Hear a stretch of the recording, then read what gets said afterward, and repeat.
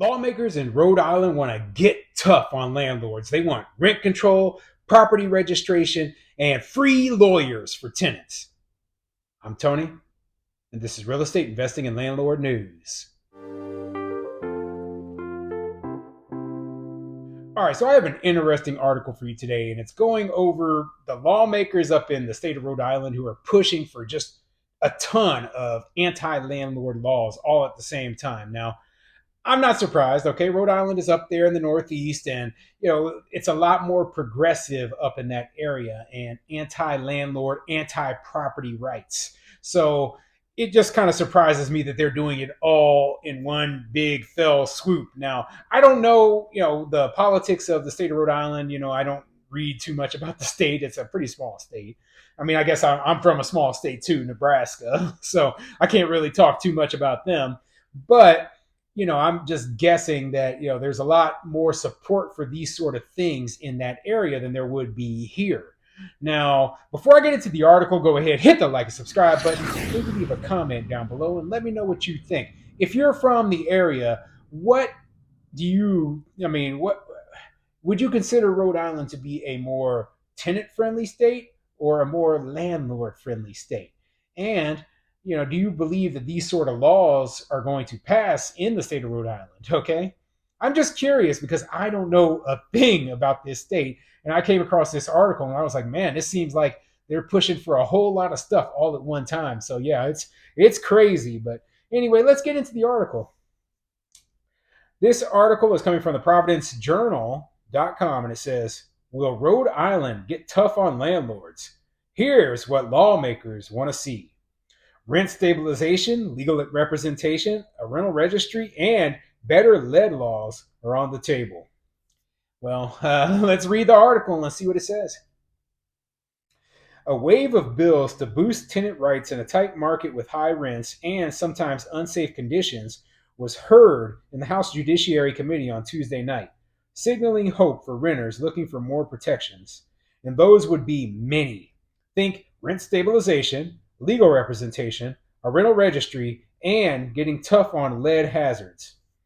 The only thing that I am even slightly sympathetic on is the lead hazard, provision there.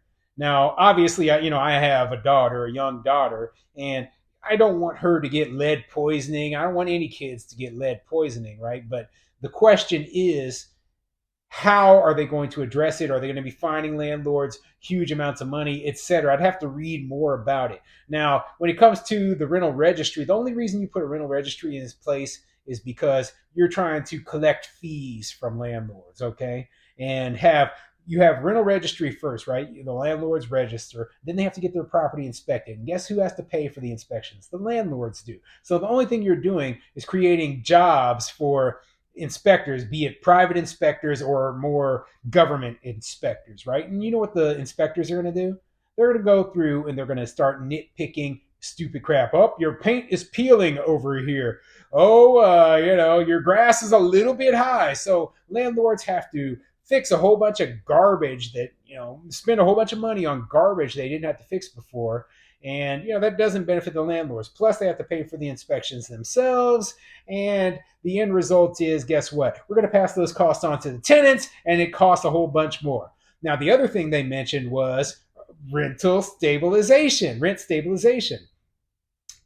Now, why do I don't like using that term? Because it is a farce, okay? It is a lie. It is something they use to make it sound like, oh, we're gonna pass something and it's completely different. It's rent control. I've had people in the comments section say, hey, no, we don't have rent control up here in New York. It's rent stabilization. I was like, that's rent control. Read it. Read the definition of rent control. It is, look at what rent stabilization does. It is rent control. Okay, we're not morons. You might be fooling the general public out there, but I'm a landlord. I know what rent control is. And if it, smells like a duck and looks like a duck and quacks like a duck, guess what? It's a duck. That's not all. More than half a dozen bills were heard during the 3-hour hearing, including what's been dubbed a tenants Bill of Rights.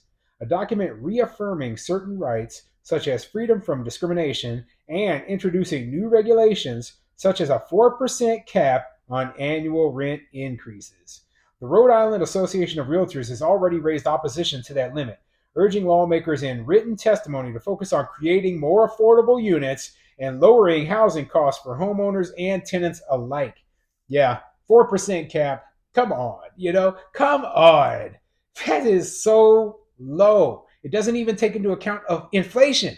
What was inflation in the last year? It was over 8%. So you're telling me that in a year when the cost of everything has increased over 8%, you're only going to allow landlords to increase rents by 4%? Well, what do you think is going to happen? Where do you think landlords are going to make their cuts if you do that?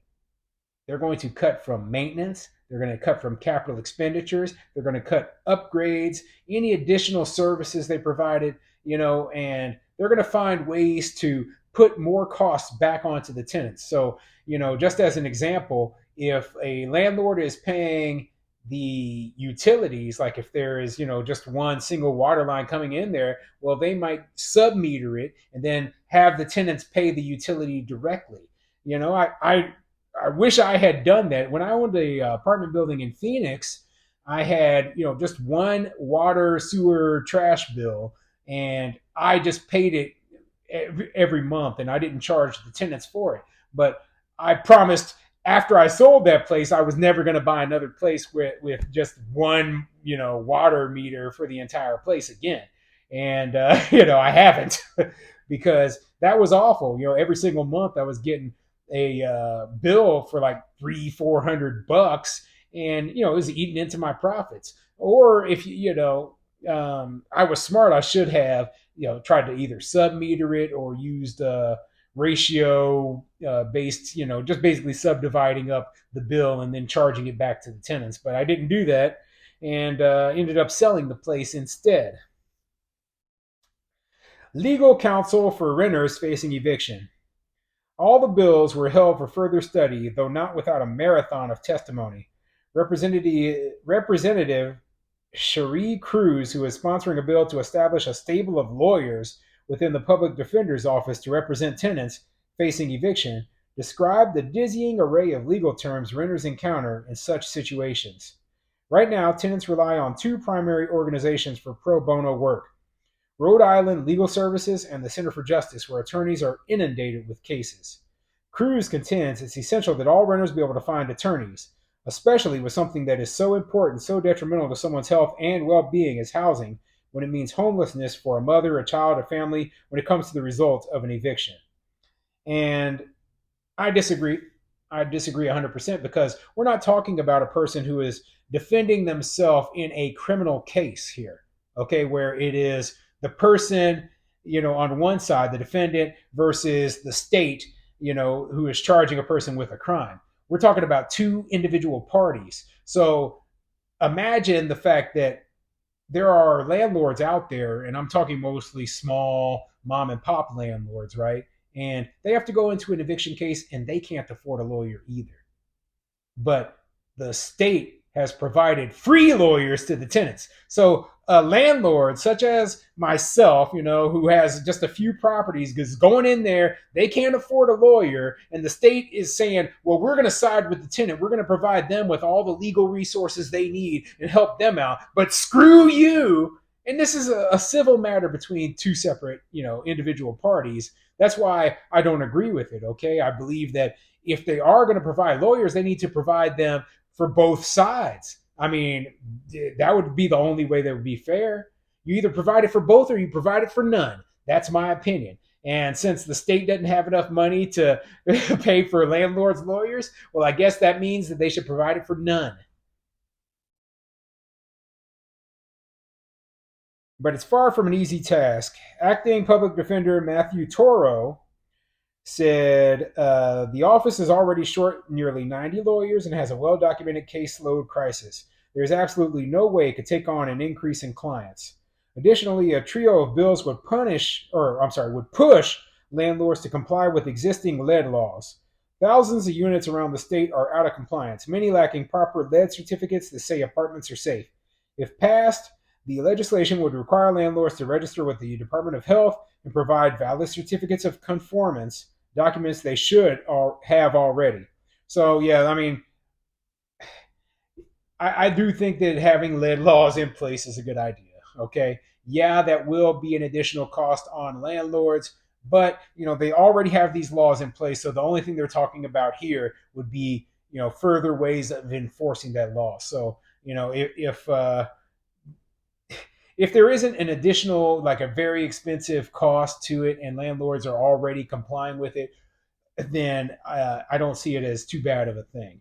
But as for these other laws, I think that you put too many regulations and rules on top of landlords, and it does two things, right?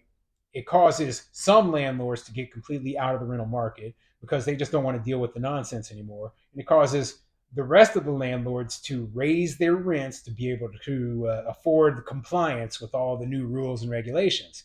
Now, the rent control thing, right? Obviously, that's not going to work. 4% doesn't even cover the expenses most of the time that have increased.